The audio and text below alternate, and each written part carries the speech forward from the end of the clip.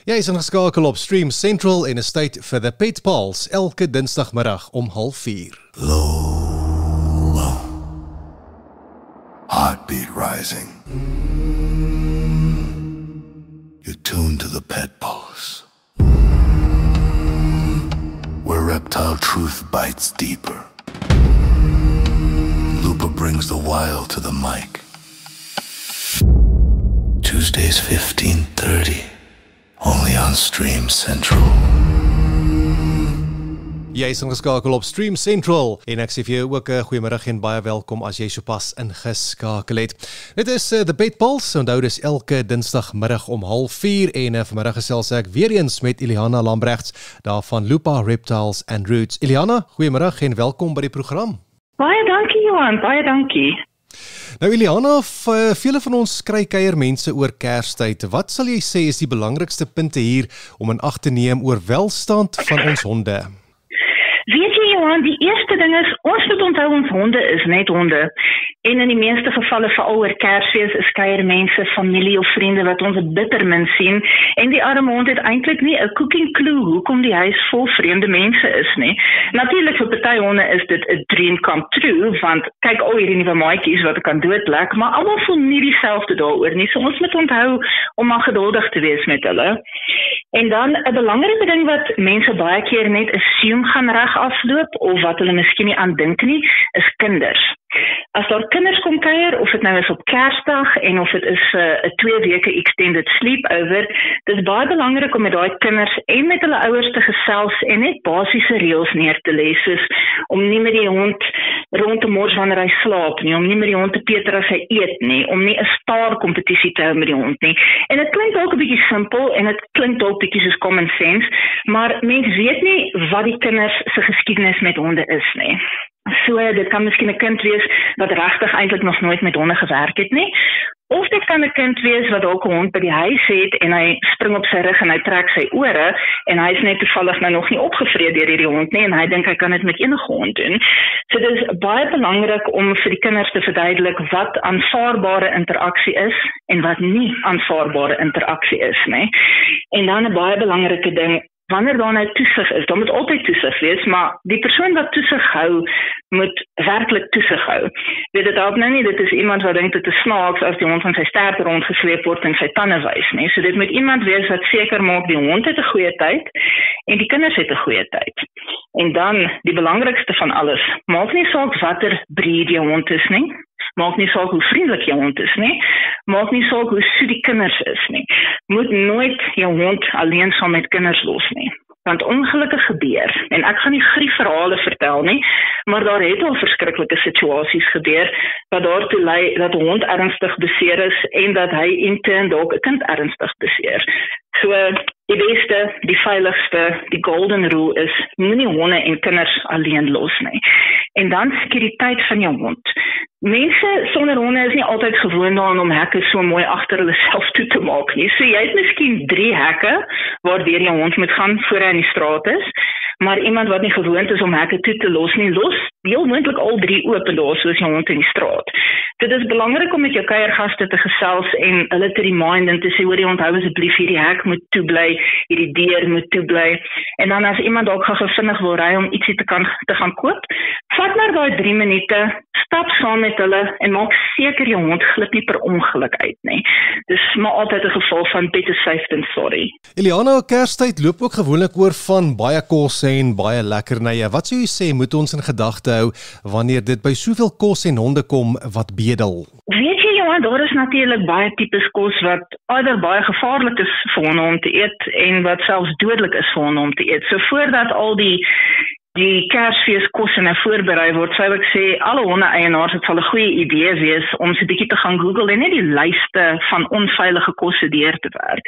Dit sluit goed in soos gaarbene, alkohol, chocolates, druiwe, weet jy, daar's 'n paar snaakse goed daarop, so mense sou nie eintlik dink druiwe kan 'n probleem wees nie.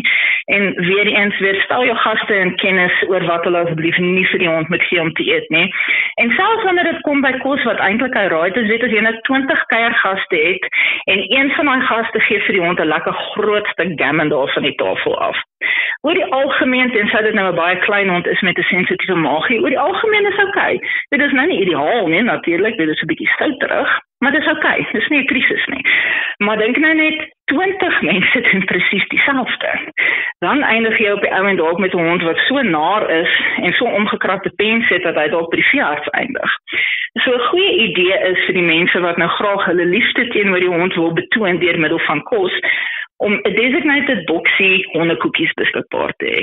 Of selfs as die kinders betrokke is, kan mens gaan kyk vir 'n lekker dog-friendly koekie resep vir die honde en mens kan dit self bak en daarso in daai blik is die hond se treat. So as iemand die begeerte het om vir die ouetjie 'n snackie te gee, dan is daar 'n veilige snackie om te gee. Eliana, jy praat so van kuiergaste. Wat moet kuiergaste by 'n huis met honde in ag neem? Weet jy Johan, as 'n honde-eienaar sou ek sê die eerste ding is, leef net met die hare saam. Raak rustig, aanvaar dit, aanvaar jou lot, daar soos hare, ons kan nie daarvan wegkom nie.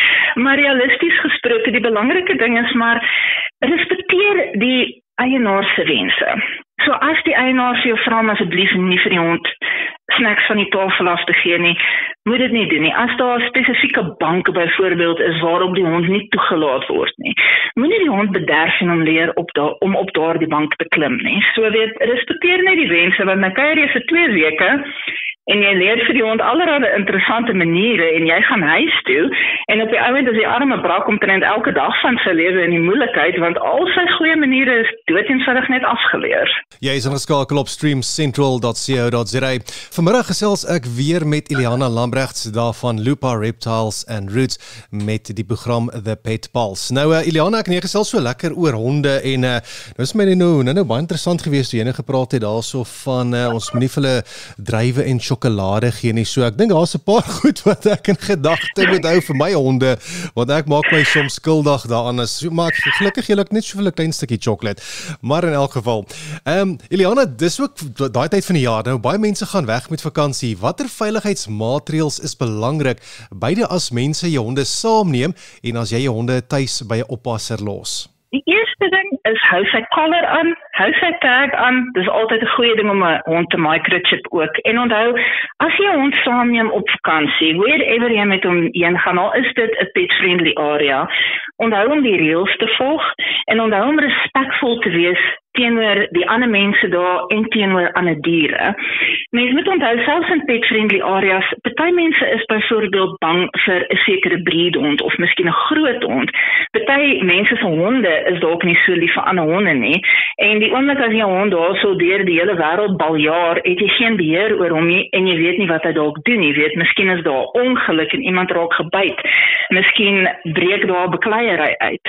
So dit is altyd goed om die hond binne beheer te hê. Ek meen, dink ook nou, iemand was dalk aangeval deur 'n hond in die verlede en jy het 'n pragtige, liefdevolle 80 kg boerboel en hierdie hond storm op daai ou af. Hy gaan vir 3 weke getraumatiseerd wees want hy is bang vir die hond. So mense moet sulke goedjies in ag hou en altyd jou hond binne beheer hou en naby aan jou hou. En dan as mens iemand reël om by jou huis na jou hond te gaan kyk, doen die moeite en ontmoet die persoon. Laat die persoon jou honde ontmoet, kyk hoe hou hy van jou honde, kyk hoe hou jou honde van hom. En wanneer jy nou begin oorweeg om hierdie ou te gebruik om na jou huis en jou diere te kyk, wees baie duidelik oor wat jy verwag. Moenie net assume wat hy gaan doen nie. Want dan gaan jy nou op vakansie en op die ouend is daar vreeslike misverstand oor wat hy nou gedoen het en nie gedoen het nie. So wees baie duidelik oor jou roetine en wees baie duidelik oor enigiets anders wat jy graag wil hê die persoon moet doen. En dan moet mens ook onthou, jy moet verantwoordelik wees as dit kom by sê net maar 'n dier met ernstige mediese probleme. Dit is 'n groot risiko en 'n groot verantwoordelikheid wat jy oorsit op 'n diereoppasser.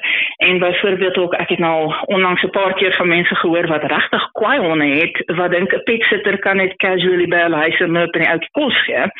Mense wil jou diere veilig hou, maar jy moet jou petsitter ook veilig hou en dit beteken jy moet realisties wees oor jou honde. Jy kan nie die risiko vat dat iemand dalk gebyt raak nie. So in sulke gevalle gaan mense liefs wil kyk daarna om miskien een van jou goeie vriende op te kommandeer om jou hond te versorg. Iemand wat die hond ken en vertrou. En dan natuurlik ook wie ook al na jou diere kyk, los duidelike instruksies. Al het mens oor die instruksies gesels, los dit op papier en los natuurlik ook noodnommers vir ingeval daar iewers 'n probleempie opduik. Nou Iliana, volgende week is dit ook dan nou weer oujaarsaand en dit gaan ons gaan oor in die nuwe jaar in 2026. Nou daai woord wat op mense se lippe altyd hang is vuurwerke en ek weet dit is 'n jaarlikse probleem in baie plekke. Hoe benader mense vuurwerke met jou diere? Weet jy Johan, ek sien nou basies elke jaar. Daar mag nie vuurwerke wees nie, die mense kla. Daar is vuurwerke en die volgende dag klaar die ouens, my hond is weg. Hy is so bang vir vuurwerke, daar is vuurwerke geskiet, nou is my hond weg. As jou hond so bang is vir vuurwerke, dan is die heel belangrikste ding dat jy nie jou hond alleen los nie. Al mag mense nie vuurwerke skiet nie, hulle gaan dit nog steeds doen. Most probably, dalk nie in al die plekke en so nie, maar ek meen, daar is baie goed wat mense nie moet doen nie, of nie mag doen nie, en hulle doen dit anyway, weet, iemand mag nie jou laptop steel nie, maar as jy die opportunity gee, dan gaan hy gesteel raak. So as jy weet jou honde is bang, moet jy reël dat jy by die huis is. Moenie jou honde alleen los nie, het sy dit buite of binne is, want 'n hond wat absoluut paniekbevange raak buite, wat in sy lewe nog nooit oor die muur probeer spring het nie, kan dit heel moontlik doen. En hy kan homself heel moontlik ernstig beseer. En dieselfde as jy dalk die hond iewers binne in 'n vertrek toemaak, as hy hysteries raak, is dit baie moontlik dat hy homself nog steeds ernstig gaan beseer. So, eerstens, as jy by jou honde kan wees, maak 'n plan om by hulle te wees. As jy nie by hulle kan wees nie, reël iemand om die nag saam met hulle te spandeer. En dan natuurlik, dit is moeilik om te doen as jy besig is om jouself te vervies, want die mense skiet klappers en die honde is bang, maar moenie kwaad raak nie. Moenie kwaad raak en hysteries raak en paniekbevange raak nie. Maak die vensters toe, maak die gordyne toe, sit 'n bietjie musiek aan, sit 'n lekker harde fliek op, gaan normaal aan, gesels, maak sommer skep 'n ekstra bakkie pudding of ietsie daarso in, want hoe kalmer jy is, hoe beter invloed gaan dit op jou hond hê. Natuurlik, ek besef daar is party honde wat absoluut hysteries bang is, maak nie eintlik saak wat jy doen nie. In so 'n geval natuurlik, bespreek vroegtydig met jou veearts opsies vir jou hond. So gesels Iliana Lambrechts daar van Lupa Reptiles and Roots. Iliana, ek sê vir jou baie dankie vir die lekker gesels vanmiddag en dan gesels ek en jy weer volgende Dinsdagmiddag om 04:30. Baie dankie Johan, ek waardeer die gesels, dan maak ons weer so. As jy ook dalk enige ander inligting benodig rakende diere, kan jy ook gerus 'n draai maak op Lupa Reptiles and Roots se Facebookblad. Low, heartbeat rising. You're tuned to the Pet Pulse, where reptile truth bites deeper. Lupa brings the wild to the mic.